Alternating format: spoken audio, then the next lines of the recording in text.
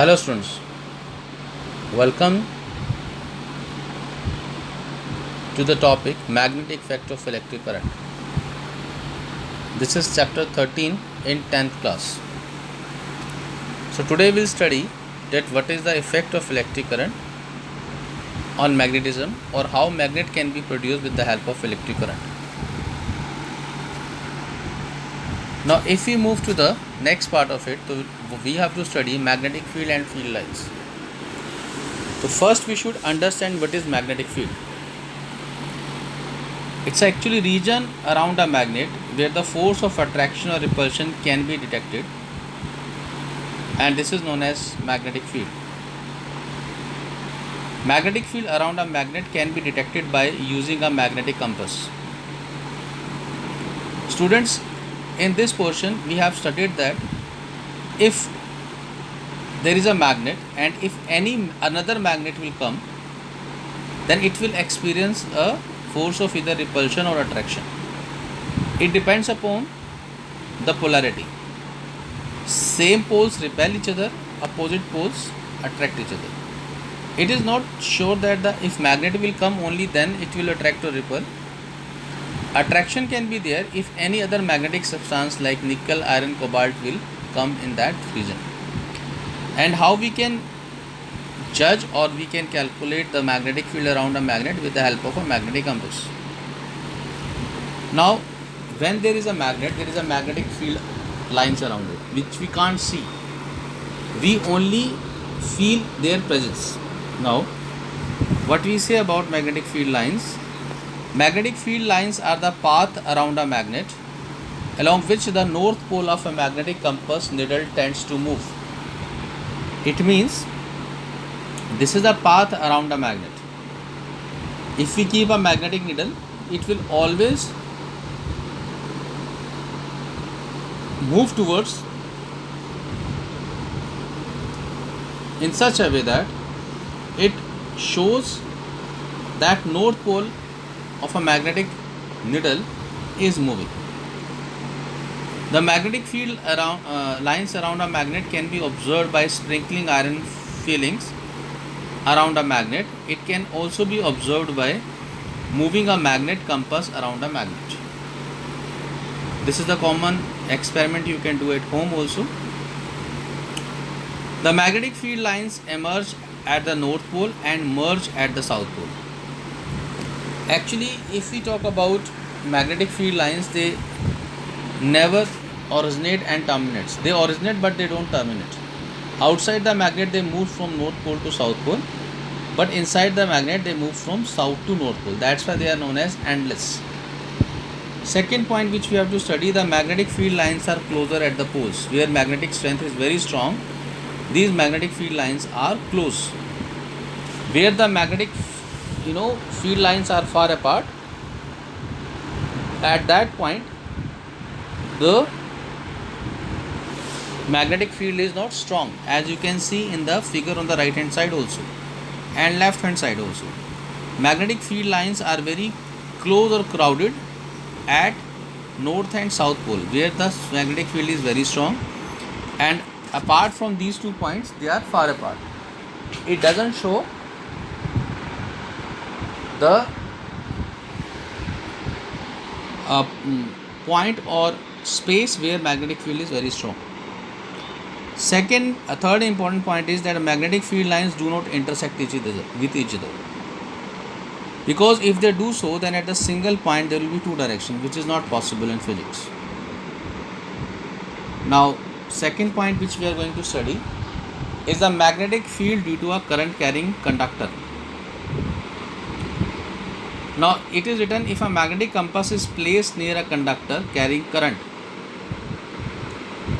the needle is deflected. This shows that a conductor carrying current has a magnetic field around it. This experiment was performed by Oersted. If the direction of the current is from north to south, the deflection of the magnetic needle is towards the east. If the direction of current is from south to north, the deflection of needle will be from towards the west. The magnetic field around a current carrying straight conductor is in the concentric circles. You can see on the right hand side also. It can be observed by passing a current carrying straight conductor through the through a cardboard and sprinkling iron filings on it. Clear?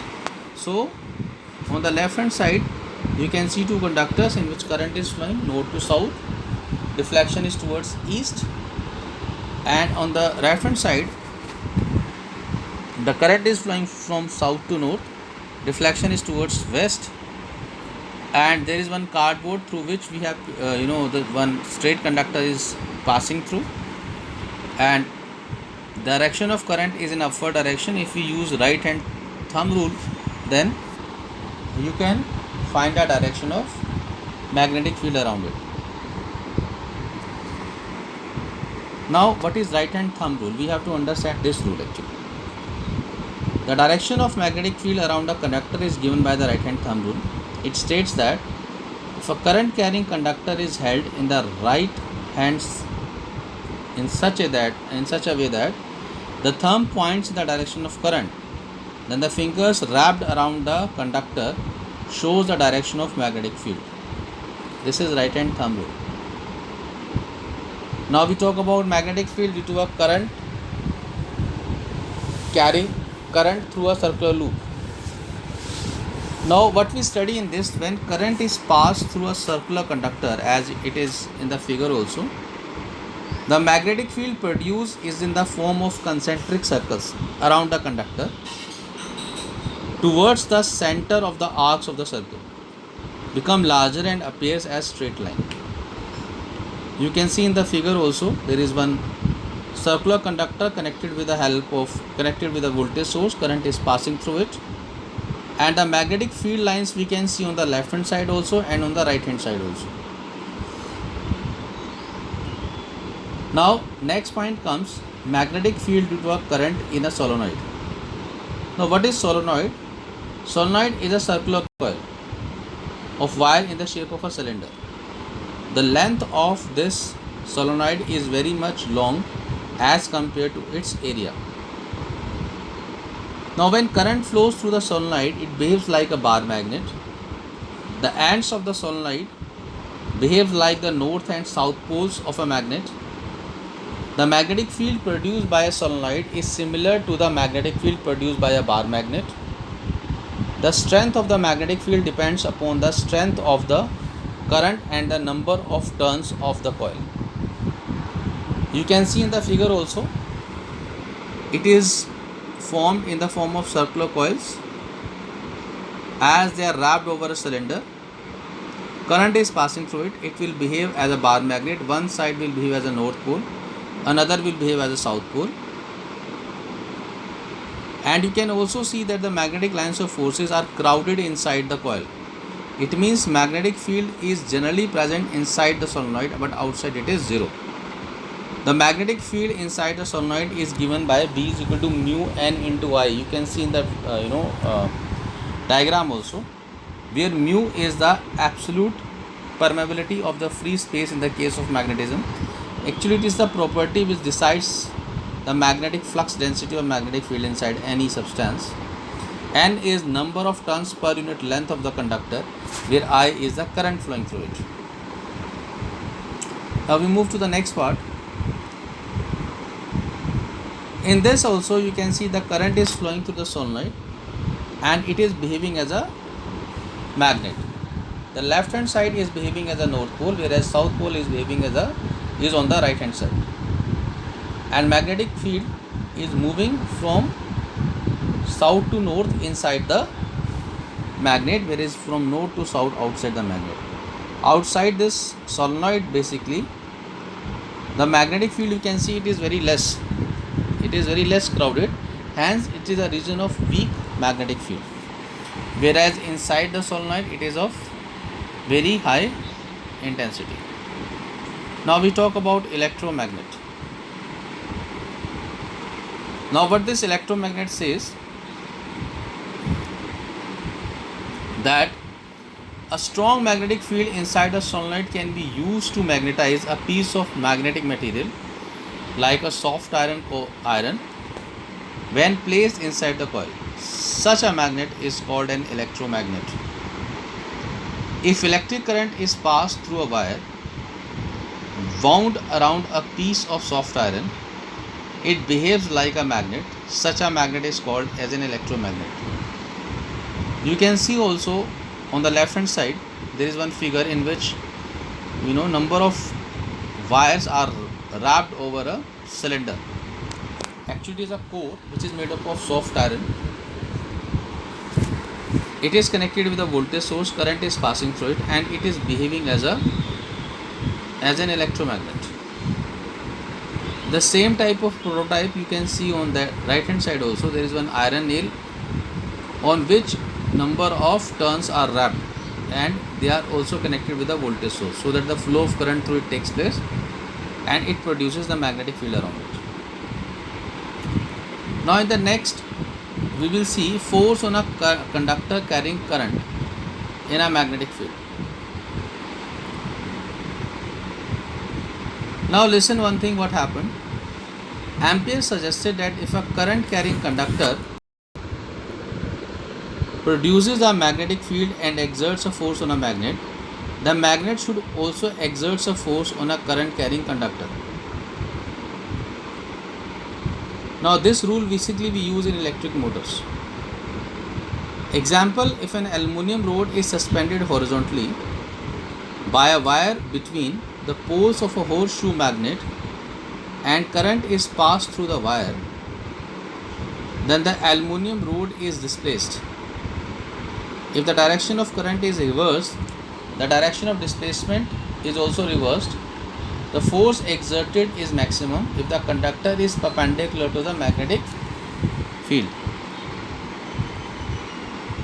Student, in this experiment we have connected one magnet and the current is flowing in a conductor. The name of the conductor we have given AV. When the current is flowing inside it, it also creates magnetic field around the conductor, and this magnetic field will experience the force because of another horseshoe magnet, and it will be thrown from its mean position in outward direction. Now when it reaches to its maximum displacement, the connection will be disconnected and again it will come to its initial position.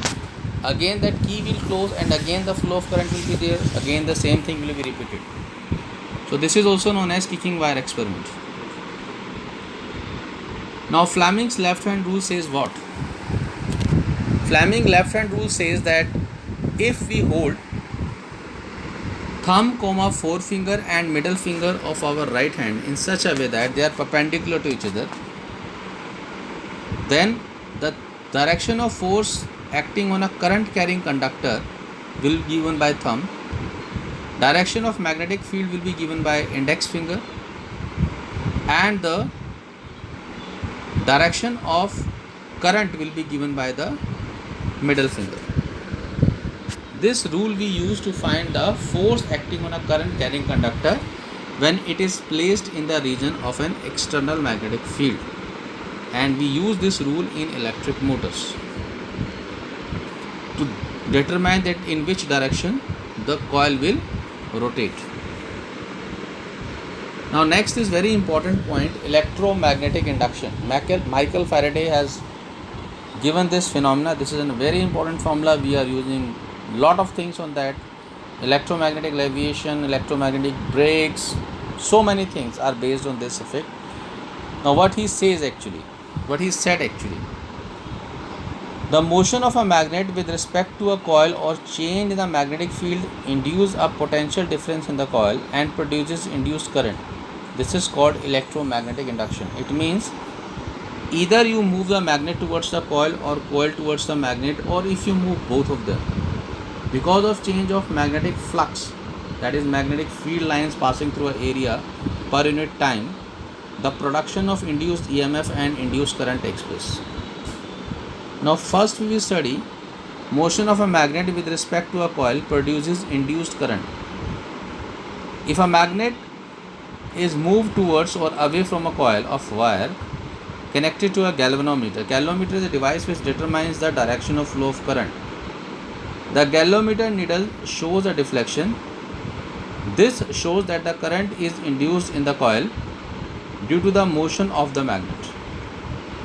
Now here magnet is moving, magnet was entering inside that coil. Magnetic field lines was changing, and because of these magnetic lines of forces, change of them, the production of induced EMF and current takes place. Similarly, if you take this magnet outside from this coil, now magnetic field lines will reduce, and again it will change the magnetic flux, because magnetic flux will be produced either you increase the magnetic field lines or decrease. In both situations it will be there, and as magnetic flux is changing in both situations, that's why induced current and induced EMF will be produced in both situations. Only the difference will be there, the change in polarity and direction of current, induced current and induced voltage, of course. Now change in magnetic field produce induced current. Now it is written, take two coils of wires around a cylindrical paper roll, connect one coil to a battery and the other coil to a galvanometer. If current is passed through the first coil, the galvanometer needle shows a deflection in the second coil. If the current is disconnected, the needle moves in the opposite direction. This shows that the current induced due to change in magnetic field. This I was telling to you, that magnetic field will change in both situations, either it will increase or decrease. Here you can see on the left hand side there is one coil 1 which is connected to a battery. The flow of current in this coil 1 takes place, and because of this current inside this coil, there will be magnetic field inside it. These magnetic lines of forces will pass through coil 2 also. It will increase slowly through it, and because of change in magnetic field through coil 2, induced EMF will be developed and flow of induced current will be there.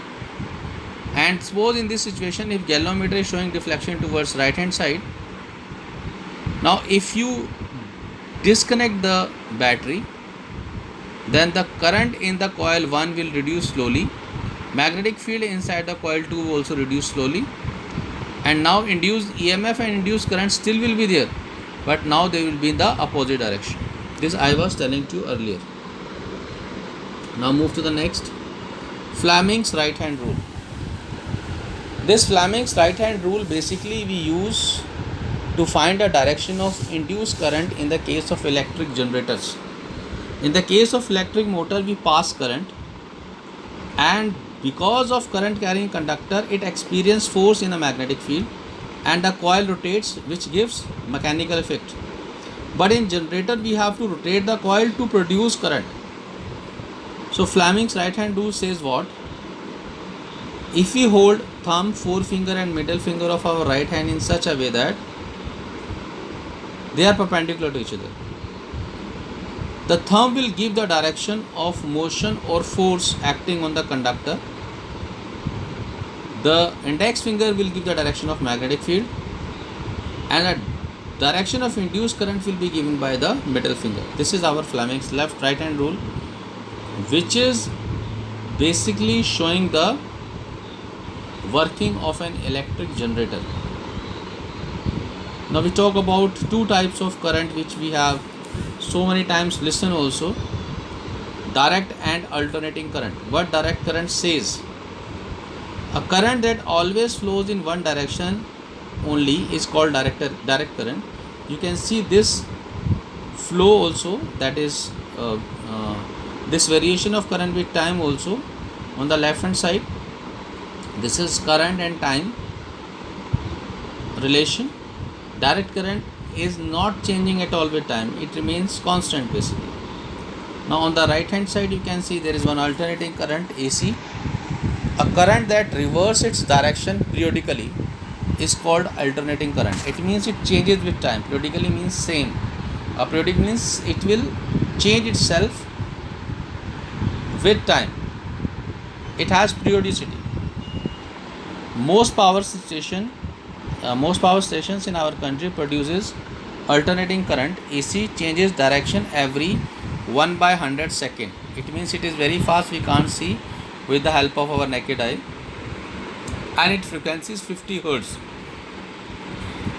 So in India the frequency of current which we are getting at home is of 50 Hz. One advantage of AC over DC is that it can be transmitting over a long distance without much loss of energy. This is a very important advantage of AC over DC. That's why mostly we are using AC, not DC. This alternating current with time is shown on the right hand side. You can see it is varying itself with time like a wave. Now we talk about domestic electric circuits. Students, we all are using electricity at home. So today we'll understand a prototype of it. You can see there are two wires, one is red, another is black, which comes from our power station. Red color shows live wire where black shows neutral wire. Red color wire has a potential of 220 volt, whereas black wire has a potential of 0. That means potential difference between them is 0 volt. There is pole fuse. There is one pole fuse. It means this we use so that if in any situation if suppose short circuit takes place, then we can disconnect the supply. Now we have electricity meter in which both wires enters. Now you can see in the electricity meter there is a third wire which is known as ground or earth wire. This is connected deep inside the earth. It is only so that during short circuit when maximum amount of current is produced, it can pass directly into the ground without harming our devices. Now these three wires, this ground wire is of green color. These three wires pass in our devices. There is one distribution box. This distribution box is for different circuits. We have two type of circuits at home. One is live, another is power circuit. In live circuit we run only fan, tube lights, a normal low voltage devices.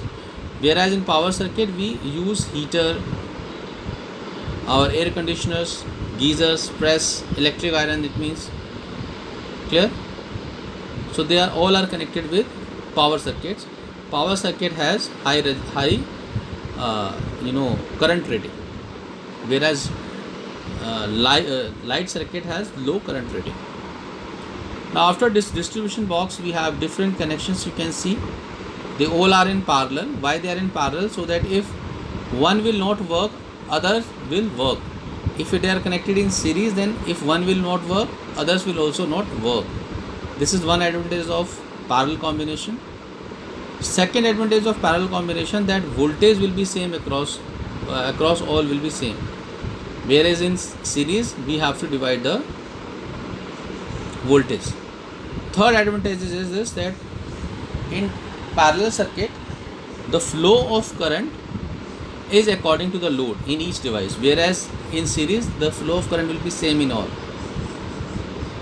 Now in parallel combination, one more advantage is that that overall resistance of the circuit is very small because they all are in parallel. So it is written that electric power at two homes is supplied through the mains. It has two wires. One is live positive wire with the red insulation, and the other is a neutral wire, negative wire with black insulation. The potential difference between the two wire is 220 volt.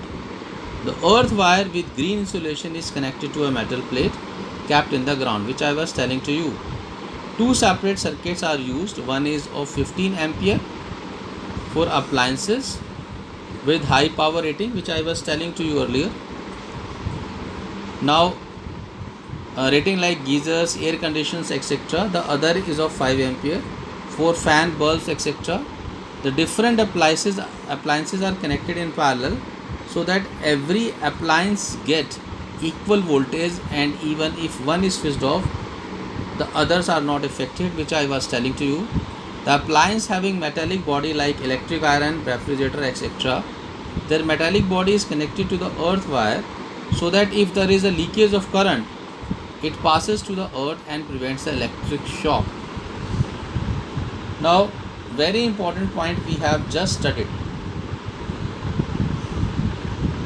Now, we will talk about electric fuse. What electric fuse means? Electric fuse is for the safety purpose. It actually cut short the or it disconnect the supply during short circuit conditions and overloading conditions. So electric fuse is a safety device used in electric circuits to protect the circuit and appliances from damage due to overloading and short circuit. It is a wire having high resistance and low melting point. If excess current flows through the circuit, the fuse wire melts and breaks the circuit. Fuse wire is made up of metal or an alloy of metals like lead, tin, aluminum or copper. Fuse wire is connected in series with the live wire. Now different type of electric fuses are also available nowadays in the market. Now we talk about overloading. Overloading means what? When we run so many electrical devices at the same time. This is known as overloading the circuit. That's why it is suggested to us that during at home also we have to not to use all devices at the same time.